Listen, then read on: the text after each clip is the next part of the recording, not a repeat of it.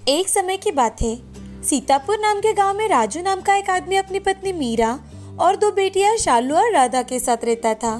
शालू दिखने में बहुत ही सुंदर और गोरी थी। अगर उसे कोई भी एक बार देखे तो देखता ही रह जाता था। और राधा, वो बहुत ही साधारण दिखने वाली और सावली सी लड़की थी। उसे देख गांव में कुछ लोग उस पर हमेशा ही कमेंट किया करते थे। अब दोनों बड़ी हो रही थी।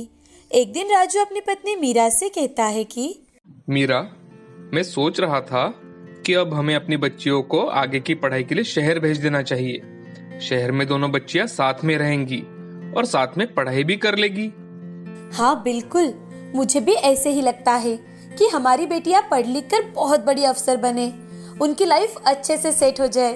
हाँ, बिल्कुल सही कहा तुमने। फिर मैं आज रात ही दोनों से बात करता हूँ। हमारी दोनों बच्चियां पढ़ाई में बहुत होशियार है और राधा तो स्कूल में भी अव्वल आई है, इसलिए दोनों को कॉलेज भी अच्छे मिलेंगे। अब शाम के समय राजू राधा और शालू से उनके आगे की पढ़ाई के बारे में बात करते हैं। वो दोनों भी शहर में पढ़ाई करने के लिए मान जाती है। शालू को शहर जाने की बात सुनकर बहुत खुशी होती है, क्योंकि उसे हमेशा से शहर में रहना था। अब कुछ ही दिनों में शालू और राधा का एक अच्छे कॉलेज में एडमिशन हो जाता है। वहीं पर राजू अपने दोनों बच्चियों को हॉस्टल में एडमिशन करवाता है। अब दोनों बहनें वहीं पर मिलकर पढ़ाई करने लगती है। कुछ ही वक्त में शालू के वहाँ पर बहुत सारे दोस्त बन जाते हैं, क्योंकि वो दिखने में बेहद ही खूबसूरत थी। उससे हर कोई दोस्ती करना चाहता था। और राधा, जो कि दिखने में सावली थी, तो उसे कोई भी पसंद नहीं करता था। हर कोई उसका मजाक उड़ाता था। एक दिन कई सारे लड़के लड़कियां कॉलेज के गेट के पास खड़े थे। तभी राधा वहाँ से अकेली ही अपने क्लास के लिए जा रही थी। तो उनमें से एक लड़की, अरे ये देखो आ गया ना वो शालू का नजर ना लगने वाला टिक्का। ऐसा कहकर सभी जोर जोर से राधा पर हंसने लगे। उस लड़के की बात सुनकर राधा को बहुत बुरा लगा, लेकिन राधा कुछ कहे बिना ही वहाँ से चुपचाप चली जाती है। अब ये हर रोज का होने लगा था। वो उन सबको नजरअंदाज किया करती थी, लेकिन जब भी शालू की बात होती तो वह हमेशा आगे रहती। जब भी कोई लड़का उसे छेड़ता तो सबसे पहले राधा ही उसे सबक सिखाती थी। अब एक दिन हर रोज की तरह शालू और राधा साथ में ही कॉलेज में पहुंचती है। उन दोनों को साथ में देख शालू की दोस्त राधा के वहां से चले जाते ही शालू से, शालू तू कितनी सुंदर है, और ये तेरी बहन, कुछ अजीब नहीं लगता? पता नहीं तू हर रोज इसके साथ क्यों आती है, तुझे देखते ही मन खुश हो जाता है, लेकिन तेरी ये बहन, इसे देखते ही पूरा दिन खराब हो जाता है।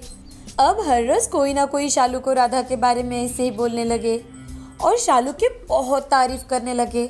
शालू को इस बात से बहुत घमंड आ चुका था। उसे लगने लगा था कि इस दुनिया में उसके जैसा कोई भी सुंदर नहीं है, और राधा, वो तो बिल्कुल ही बदसूरत है। शालू अपनी सहेलियों की बात मानकर राधा से बदतमीजी से बातें करने लगी थी और अब उसका साथ भी नहीं देती थी। उसने उसे बिल्कुल अकेला कर दिया था। एक दिन दोनों बहनें कॉलेज में जाने के लिए तैयार होने लगती है। तभी शालू राधा से, राधा देख, आज से तू मेरे साथ कॉलेज में मत आया कर। मैं अपनी सहेलियों के साथ चली जाऊंगी और तू अपने आप चली जाना। क्यों? मेरे साथ क्यों नहीं? हम दोनों बहनें हैं शालू। तू आजकल ऐसे बर्ताव क्यों करती है मुझसे? मुझसे ढंग से बात भी नहीं करती। आखिर बात क्या है शालू? क्या बात है ये तुम मुझसे पूछ रही हो राधा? क्या तुम नहीं जानती कि तुम्हारे कारण मुझे अपने सारे दोस्तों के सामने कितनी शर्मिंदगी महसूस करनी पड़ती है? तुमने कभी अपने आप को आईने में भी देखा है? अरे मैं हूँ जो तुम्हें बचपन से झेल रही हूँ। गांव में भी सारे दोस्त मुझ पर हंसते थे, लेकिन मैं वहाँ पर कुछ नहीं कर सकती थी। अब हम दोनों बड़े हो चुके हैं, अपने फैसले अपने आप कर सकते हैं, तो मुझ पर कृपा करो और मुझसे दूर रहो। शालू की ये सारी बातें सुनकर राधा को बहुत बुरी लगी। उसे बहुत दर्द हुआ।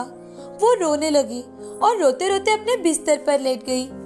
तभी बाहर से शालू और राधा की मामी, जो उन दोनों से हॉस्टल में मिलने आई थी, उन्होंने उनकी सारी बातें सुन ली थी।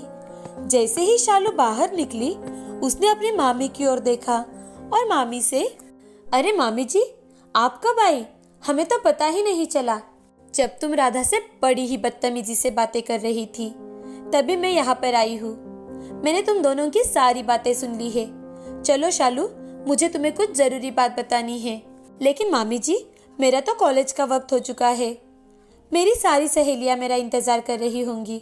क्या हम कॉलेज से आने के बाद नहीं बात कर सकते?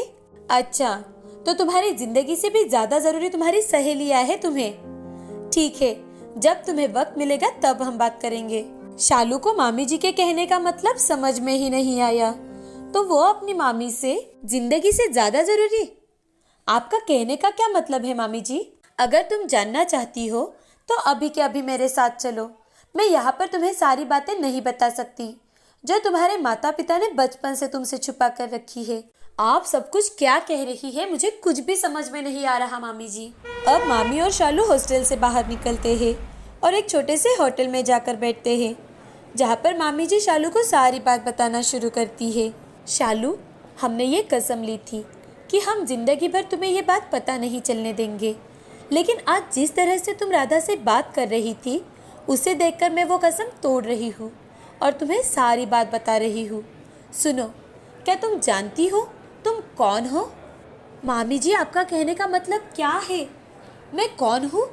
क्या आप मुझे नहीं जानती? ऐसे उलझन में क्यों बात कर रही है आप? और कौन सी कसम?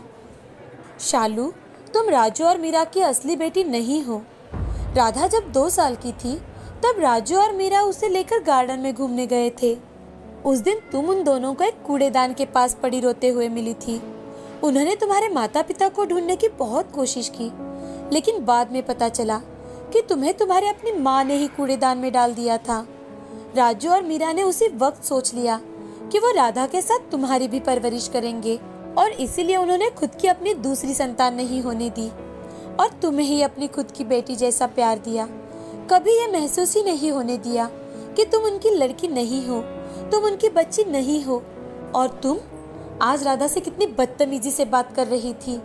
ये बात उसे भी पता है कि तुम उसकी खुद की बहन नहीं हो, लेकिन फिर भी आज तक उसने तुम्हें अपनी छोटी बहन की तरह सहारा दिया, तुम्हारी देखभाल करती रही, हर मुश्किल में तुम्हारा साथ दिया, हर मुश्किल से तुम्हें बाहर निकाला। लेकिन तुम इतनी खुदगर्ज निकली कि तुम्हें किसी की परवाह नहीं थी। मामी जी की ये सारी बातें सुनकर शालू दंग रह जाती है। उसे विश्वास ही नहीं हो रहा था कि मामी जी जो कुछ भी बता रही है वो सब कुछ सच है। शालू रोने लगती है और रोते रोते अपने मामी जी से, नहीं मामी जी, ये सब झूठ है, ये सब झूठ है मामी जी, ऐसा नहीं हो सकता। आप ये सब क्या बता रही है? ये सब क्या है? मुझे कुछ समझ में नहीं आ रहा। ये गलत है, ये बिल्कुल गलत है मामी जी। अगर मैं गलत हूँ तो एक बात बताओ, राजू और मीरा इन दोनों में से कौन तुम्हारे जैसा सुंदर है और कौन गोरा है जिस पर तुम गई हो? कहाँ है तुम्हारे नामकरण के फोटोज? क्या है तुम्हारे पास? इतना ही नहीं, तुम किस अस्पताल में पैदा हुई हो, क्या ये भी जानती हो तुम? है कोई प्रूफ तुम्हारे पास जो साबित कर सके कि तुम राजू और मीरा की बेटी हो? नहीं मिलेगा। जाओ, जाकर अपने पिता से पूछो कि असलियत क्या है। अब शालू रोते रोते अपने पिताजी को फोन करती है और उनसे सारी बातें पूछती है। उन्हें समझ में ही नहीं आ रहा था कि आखिर ऐसा क्या हुआ है कि शालू इतने सालों बाद उनसे ये सारे सवाल पूछ रही है। अब वो शालू को फोन पर सारी सच्चाई बताते हैं। वो सुनकर शालू जोर जोर से रोने लगती है। भागते हुए रोते हुए अपनी बहन राधा के पास जाती है, उसे गले लगा लेती है, उससे माफी मांगती है, उसके पैर पकड़ती है। अब शालू का सुंदरता का पूरा भूत उतर चुका था, उसका घमंड चूर चूर हो चुका था और अब राधा उसे इस दुनिया की सबसे सुंदर बहन दिखने लगी थी। अब सब कुछ अच्छा होने लगा था। राधा और शालू दोनों फिर से हंसी खुशी रहने लगे। वो दोनों फिर से कॉलेज में एक साथ जाने लगे और पढ़ाई भी करने लगे। मुंबई शहर में मंजुला अपने पति मनीष और दोनों बेटे सोहम और रोहन के साथ रहती थी। एक बार अचानक मंजुला का एक्सीडेंट हो जाता है और उसके पैर को चोट लग जाती है और चोट इतनी गहरी थी कि डॉक्टर ने तुरंत ही मंजुला के पैर का ऑपरेशन करने के लिए कहा था। मनीष के माता पिता कुछ साल पहले ही गुजर चुके थे, तो ओम और सीमा के अलावा मनीष का कोई नहीं था। इस कारण मंजुला के पति मनीष ने उसकी देखभाल करने के लिए गांव से अपनी बड़ी भाभी सीमा को बुलाने का निर्णय लिया। हेलो। मनीष का भाई ओम वो फोन उठाता है। हेलो भैया, मैं मनीष बोल रहा हूँ। मंजुला का एक्सीडेंट हुआ है और मंजुला के पैर को बहुत चोट आई है, इसलिए डॉक्टर ने उसका ऑपरेशन करने के लिए कहा है। और आप तो जानते हो भैया मेरा काम कितना होता है, तो मैं चाहता हूँ अगर भाभी कुछ दिन मंजुला के पास आए तो मुझे टेंशन नहीं रहेगा। मनीष, अब मंजुला की तबीयत कैसी है? बहुत खराब है भैया। मंजुला के ऑपरेशन की खबर सुनते ही मनीष की भाभी सीमा अकेले ही अपनी देवरानी की देखभाल करने के लिए शहर में आ जाती है। 2-3 दिन बाद ही मंजुला के पैर का ऑपरेशन हो गया। सीमा ने मंजुला का बड़े अच्छे से ख्याल रखा, साथ ही दिल से बच्चों की देखभाल की। सीमा मंजुला के पास जितने दिन रही उतने दिन घर भी बड़ा साफ सुथरा रखा ताकि मंजुला या मनीष को कोई परेशानी ना हो। बच्चों के खाने से लेकर नहाने सुलाने तक सारे काम सीमा करती, जिससे मंजुला को आराम भी खूब मिला। मंजुला अपने माँ के फोन पर बातें करती तो अपनी माँ को सीमा के बारे में सारी बातें बताती। मंजुला, तेरी गवार जेठानी को और काम ही क्या है? अरे वो तो बस अपने देवर के सामने अच्छे बनने का दिखावा कर रही है, इसीलिए तो तुम्हारी बड़ी सेवा कर रही है। माँ, तुम तो जानती हो मैं तो अपने जेठानी को बिल्कुल पसंद नहीं करती, लेकिन मजबूर में उनको यहाँ बुलाना पड़ा। लेकिन माँ, सच में अगर वो ना होती तो पता नहीं मेरा क्या होता। माँ, आपको पता है आजकल मनीष घर आते ही भाभी की इतनी तारीफ करते हैं कि पूछो ही मत। देखा, कह रही थी ना मैं। अब तो समझ जा बेटी, तेरी जेठानी की नज़र सिर्फ और सिर्फ मनीष के पैसों पर है, पैसों पर। अपनी माँ की बातें सुन मंजुला के मन में भाभी के खिलाफ जलन होने लगी थी। वो अब मनीष की कान भरने लगी। मनीष बार बार मंजुला को समझाता, मंजुला, तुम जैसा सोचती हो वैसा भाभी कुछ भी नहीं करती।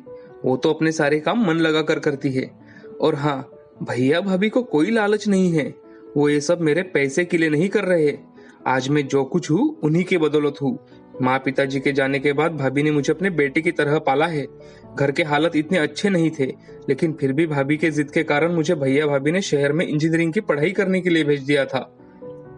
मनीष की पढ़ाई के लिए सीमा को अपने गहने भी बेचने पड़े थे।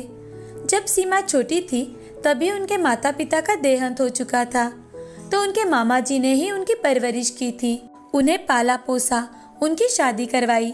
शादी में जो गहने उन्हें मिले थे उन्हें बेचकर उन्होंने मेरी पढ़ाई पूरी करवाई। इतना सब कुछ कहने के बाद भी मंजुला के दिल में अपनी जेठानी के लिए कोई प्यार या आदर भाव उत्पन्न नहीं हुआ था। 2 महीने बीत चुके थे। मंजुला अब उठकर सब कुछ करने लगी थी, तो उसका सीमा के साथ बुरा बर्ताव शुरू हो चुका था। लेकिन सीमा मनीष को कुछ नहीं बताती।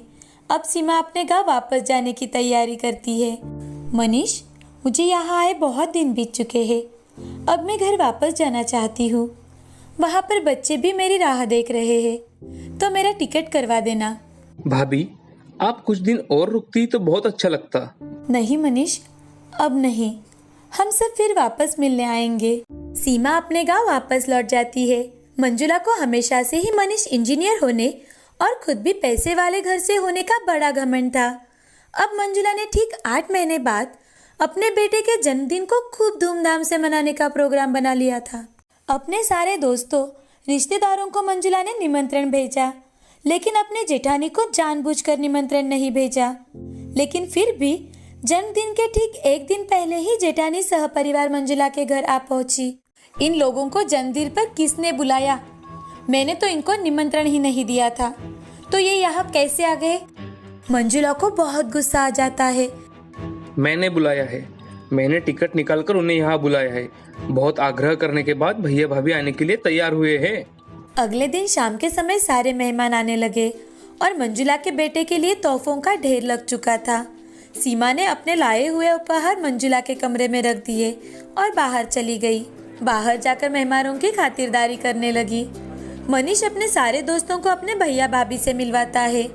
मैं जो कुछ भी हूँ वो इसी के बदौलत हूँ, ये भी बताने में नहीं चूकता। तभी मंजुला अपना मेकअप ठीक करने के लिए अपने कमरे में चली जाती है। उसके पीछे उसकी माँ और भाभी भी जाती है। देखो तो तेरी गवार जेठानी क्या लेकर आई है मेरे लाडले नाती के लिए। होगी एक हाथ ड्रेस, वो भी 100 रुपए की। मंजुला ने उपहार खोल के देखा तो उसमें एक सोने की चेन, बारीक जरीदार कुर्ता, दूसरे बेटे के लिए शर्ट, साड़ी और मनीष के लिए कपड़े थे। इतना सुंदर कुर्ता और चेन देखकर मंजुला और उसके मायके वाले तो हैरान रह गए। अरे मंजुला, कितना सुंदर काम किया है इन कपड़ों पर। मेरी बुटीक वाली तो 10,000 रुपये लेकर भी ऐसा काम नहीं कर देती। अरे वाह, तेरी गवार जेठानी तो बड़े काम की है। मेरी मान, तू कुछ छोटी छोटी चीज़ें उससे डिज़ाइन करा ले। तेरे कहे पे तो घर के वो 2-4 काम भी कर जाएगी। ऐसे ही इमोशनल कर लिया कर उसे। हाँ माँ, मुझे अच्छे से पता है इनको कैसे हैंडल करना है। ऐसे गंवार औरतों को सिर्फ और सिर्फ एक ही चीज़ अच्छी लगती है, इनकी तारीफ। एक बार इनकी तारीफ कर दो और उनसे कोई भी काम करवा लो। सीमा मंजुला को बुलाने के लिए उसके कमरे में आ रही थी, तभी उसने उनकी सारी बातें सुन ली। उसे बहुत बुरा लगा, उसकी आंखों में से आंसू आने लगे। तभी सीमा मन ही मन मैं कितने प्यार से और अपनेपन से कुर्ते पर हाथ से कढ़ाई कर रही थी। घर और खेती का काम संभालकर जो बन पाया वो मैंने किया। मंजुला को वो पसंद भी आया, लेकिन मंजुला हमारे बारे में ऐसे भी कभी सोच सकती है, इस पर विश्वास ही नहीं हो रहा है। तभी पीछे से मनीष अपने भाभी को अंदर लेकर आता है। वाह, अरे पढ़े लिखे बुद्धिमान लोग जो मेरे डबल एमकॉम भाभी के प्यार को गवार कह रहे हैं। मंजुला, मैं तुमसे पूछना चाहता हूँ कि ये लोग कहाँ थे जब तुम्हें इनकी सबसे ज्यादा जरूरत थी? तुम्हारा ऑपरेशन हुआ तब तुम्हारी अपनी माँ भी तुमसे मिलने नहीं आई। ये भूल गई कि भाभी ने तुम्हारा कितना अच्छे से ख्याल रखा और हमारे बच्चे तुमसे ज्यादा अपनी बड़ी माँ के पास रहने लगे थे। दामाद जी, आप हमारे बारे में गलत सोच रहे हो। आप तो जानते हो हमारा कितना बड़ा कारोबार है, हमें बिल्कुल भी वक्त नहीं मिलता। उस वक्त भी कुछ ऐसे ही काम में व्यस्त थे, बस इसीलिए नहीं आ पाए। मंजुला, तू चुप क्यों है? समझाना दामाद जी को। मनीष मंजुला की ओर गुस्से से देखता है तो मंजुला की नजरें नीचे झुक जाती है। मैं सब समझता हूँ मंजुला, बाहर मेहमान आए हैं, तुम्हारा मेकअप अगर ठीक हो चुका है तो नीचे आ जाना। मनीष अपने भाभी को लेकर वहां से चला जाता है। इस वक्त मंजुला खुद को बहुत गलत महसूस कर रही थी। वो खुद से नजरें भी नहीं मिला पा रही थी। जैसे ही मंजुला नीचे पहुंचती है तो होस्ट ने कहा, अब हमारे लिटिल मास्टर अपने मम्मी पापा के साथ केक कटिंग करेंगे। तभी मंजुला ने होस्ट को कहा, मम्मी पापा नहीं, आज बेबी अपने बड़े मम्मी पापा के साथ केक कटिंग करेगा। मंजुला की माँ उसे हाथ पकड़कर रोकने की कोशिश करती है। तभी मंजुला, माँ मेरा हाथ छोड़ दो और अब बस भी करो माँ, मेरी जेठानी गवार नहीं है और आपसे अनुरोध है कि अब आप कभी हमारे घर में दखलंदाजी मत कीजिए। आप अपने काम से काम रखा करो। ऐसा कहकर मंजुला सीमा, ओम और मनीष को अपने साथ लेकर स्टेज पर जाती है। सीमा और ओम को अपने बेटे के साथ केक कट करने की रिक्वेस्ट करती है। तभी सीमा, मंजुला तू मेरी छोटी बहन है और मनीष मेरे बेटे जैसा, तो आज तक जो गलतफहमियां हम सब में थी वो खत्म हो चुकी है। तो चलो अब सब मिलकर केक काटते हैं। प्रोग्राम खत्म होते ही मंजुला अपने जेठ जी और जेठानी जी से माफ़ी मांगती है और उसकी माँ को वहाँ से चले जाने के लिए कहती है। अब सभी खुशी खुशी रहने लगते हैं। इस कहानी से हमें यह सीख मिलती है कि किसी और की बातें सुनने से तो अच्छा है कि हम खुद की मन की बात सुने, अपने मन की आवाज़ सुने और अपने आंखों और कानों पर विश्वास करें। किसी और की बातें सुनकर अपनी जिंदगी क्यों खराब करें?